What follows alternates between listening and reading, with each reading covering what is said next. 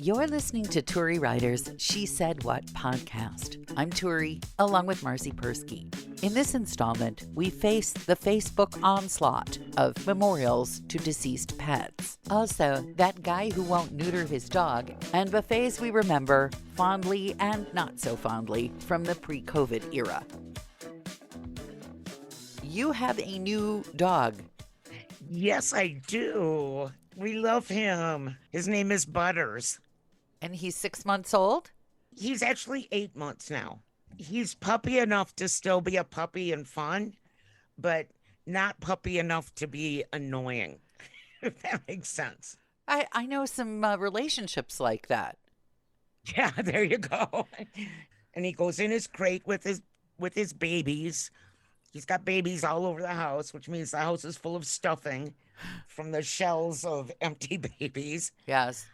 He came from the Navajo reservation, and his siblings all had parvo, and he was the one that never got it. So he has a strong constitution. Well, you sort of have to have a strong constitution to live in your house. Are you calling my house dirty? No, I'm just saying things come and Jeremy? go. Animals come and go. Goats come and go. I think if you were a wilting violet of a pet, a goat would run you over at your house. Well, congratulations on the new puppy. Thank you. Very nice. Thank you. He's a good boy. Speaking of new pets, I don't want to sound macabre or like a horrible person, but I would social media, Facebook in particular, seems to be a never-ending floodgate of loss and grieving. It's pets, it's parents. It's like I spend half my day in a virtual funeral home. And it's not to minimize each person's loss. I can't keep up with all the condolences. I'm almost at the point of resorting to emojis. I feel guilty about it. I'm like flummoxed by the heavenly birthday posts. Because Yeah, wow. I kind of just figure once you're gone, and you don't keep having birthdays. I would tend to Maybe agree it's with just you. me, but But it could actually become something even, I want to say worse, but that's probably not nice. Can't you just see Hallmark with a whole line of heavenly birthday cards? The question would every be, heavenly birthday, to whom do you send them exactly? you just address them to God, throw them in the mailbox, and see where it goes. Yeah, kind of like letters to Santa. I don't know. My way of coping with death is just that dead people are dead, and that kind of makes me feel like people share too much a lot of times on Facebook, because like you said, there's a lot of those. And when my friends have birthdays, I will wish them a happy birthday, but I don't need like a million pictures of dead people. And the same goes for the animal rescues that are now posting horrible Oh, pictures God. of like animals being hit by a car, saying, "Is this your dog?" Oh, God. No. I haven't seen that. No, I don't even want to look at those. Or the ones that are, we need money because this dog's leg is hanging off, and then they post the picture. I don't need The to visual. see You that don't need the stuff. visual. Well, some people do, and it makes them open up their wallets. And I mean, I think we Well, learned that years ago with the pictures of the orphans in countries far away. makes me open up my mouth If it didn't, into the it's toilet. like the ads for erectile dysfunction or Nigerian princes. If it didn't work on some of the people, they wouldn't do it. And they've calculated their return rate, cash return for relatively free posting of badly damaged pet. I will say this, though. I've started to have nightmares about wildlife and pets. Last night I had we've had a nest of robins with baby robins in our backyard, right where we can watch them.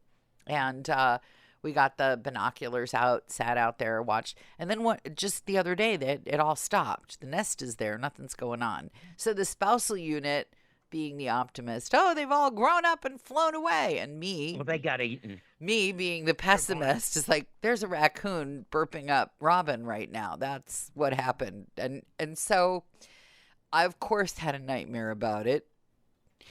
In the nightmare, a woodpecker is pecking on the head of the baby robins, their little Oh, heads. geez. It's not damaging them, it's just harassing them. And I'm trying to make it go away. And it's a very resilient woodpecker. I like tap it on the head and it doesn't care. It just keeps right on bonking these little robins. And I switch to a different nightmare. Of I'm at a parade and I find a stray collie. I haven't seen a collie in a decade or more. But there's this stray collie in terrible condition with a collar and a note pinned to it, and I can almost remember what the note said. I'm thinking, what is going on? Say Timmy's in the well. No, the dog would have to say that itself. But I woke up thinking, I have to adopt a stray collie. I've no idea. Nobody in Chicago has a collie. Maybe one person. We had a collie. Did you? They're very difficult dogs. They're known to be not have a collie in any kind of a city. No. They belong out on a farm where they can run and do collie things. It was weird. I normally don't remember any dreams, and now I'm remembering wildlife dreams. And I got up this morning and sat out where we used to sit to look at the nest, and it does not appear to have any activity at all. So nature is tough. That's what I have to say. Nature is very tough. Yeah.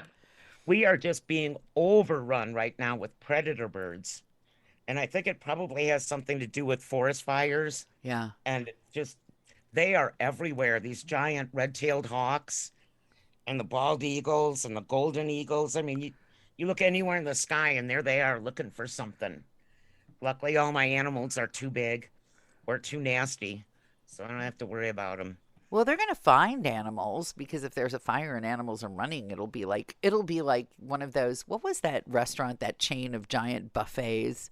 I know in Minnesota it was a big thing, like Swedish buffet or something. And Eve used to call it "Y'all Go Eat." I can't remember. Yeah, there was a There's chain Golden of Corrals out here. Country buffet, was it? Something like that. Anyway, I think that basically what you're looking at now is the country buffet of voles and mice and rabbits.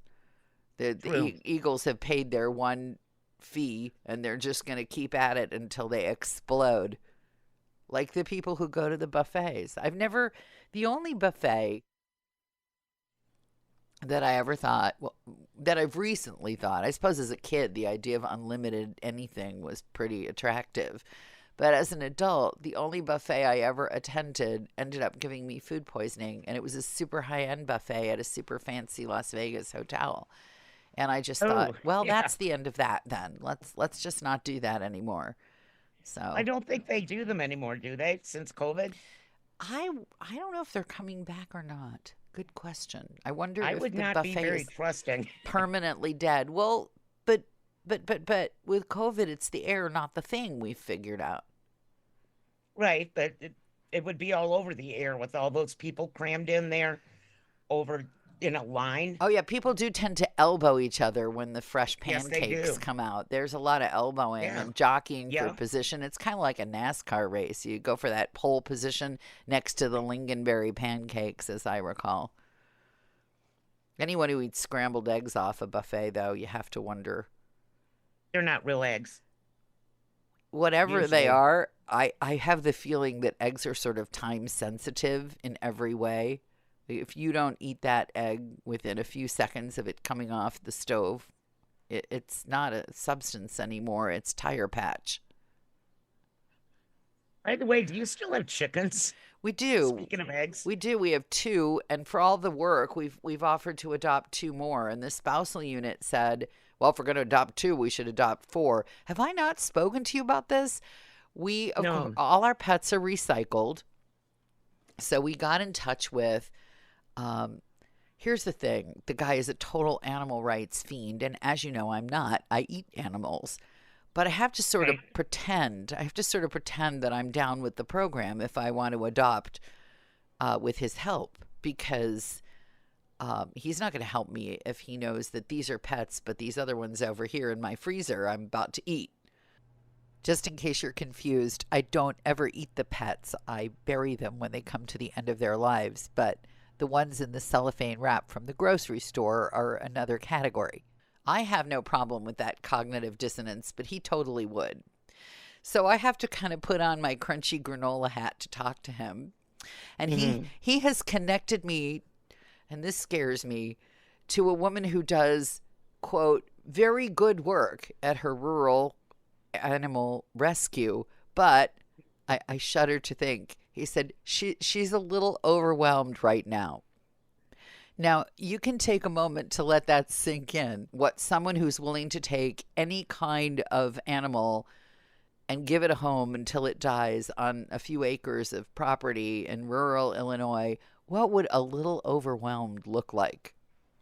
I'm kind of picturing World's Greatest Hoarders or one of those TV shows. I'm kind of wondering about that. Oh, and then he went on to say that some of the hens and the roosters are separated, but it's a little crowded, and some of the hens are getting pecked. And I thought, oh, God, this is going to be really upsetting. And then he went on to say she's doing the best she can and providing them the best life she can.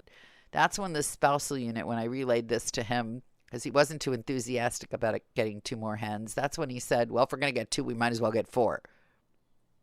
Oh, did you go? Not yet. We're waiting because, as you know, we have had the yes, we're not going anywhere. And that's the other thing I wanted to say. We have chicken pox. we have COVID-19 in the house. And this, by the way, has been a COVID refresher course. You can easily forget what it's like to just not leave your house. But we are not leaving the house except to walk the dog. It's all coming back to me now, as the song goes. Yeah, we're going. That's an issue up here in the mountain again too. They are saying it's revving up. I'm doing another giant mass kitten snip trip this weekend. This time they're all going down to Scottsdale, Arizona. Oh, how nice! It took me weeks to find enough drivers, and last night one of my drivers tested positive for COVID.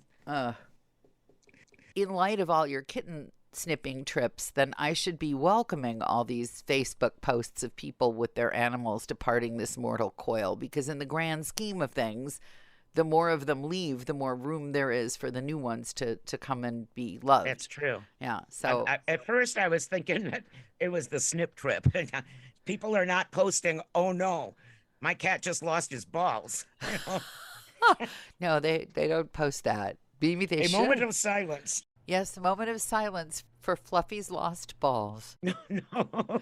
Well, when I met the spousal unit, he had this dog that he swore was never out, and he hadn't neutered him, and I shamed my spouse to be. He tried to sell me on the idea that Mickey, the dog, did not need to be neutered because Mickey was always with him. And I pointed out that about 4 times a week, Mickey was jumping the fence and doing heaven knows what. And I suggested that we make a little trip to the SPCA in town and see how many homeless, desperate little puppies looked like Mickey. And that did it. He got Mickey snipped immediately. I wonder about guys that have issues with that. You know, if it's just a guy thing, like they're putting themselves in the place of their dog or their cat and saying, I just can't do that. I think most women think that. When you see a person with a not neutered dog and it's a guy, you feel like looking closely at the guy's crotch just to see if maybe he's wearing an athletic cup just around town. And you want to ask him, do you really think it would be that big a loss for humanity if something happened to yours? And there you go. Yeah. It really will calm an aggressive dog. Alas, probably it wouldn't change human male personalities much. But with certain people, it would be worth a try. There you go. I have a list. Unfortunately, I think we all have lists. If you've made it this far, chances are you've been enjoying Turi Ryder's She Said What podcast, in which case you might also like my book, She Said What, A Life on the Air. You can find that at your neighborhood independent bookstore or on Amazon. Marcy and I really appreciate your good reviews wherever you care to leave them. Your kind words help the podcast grow. Thanks.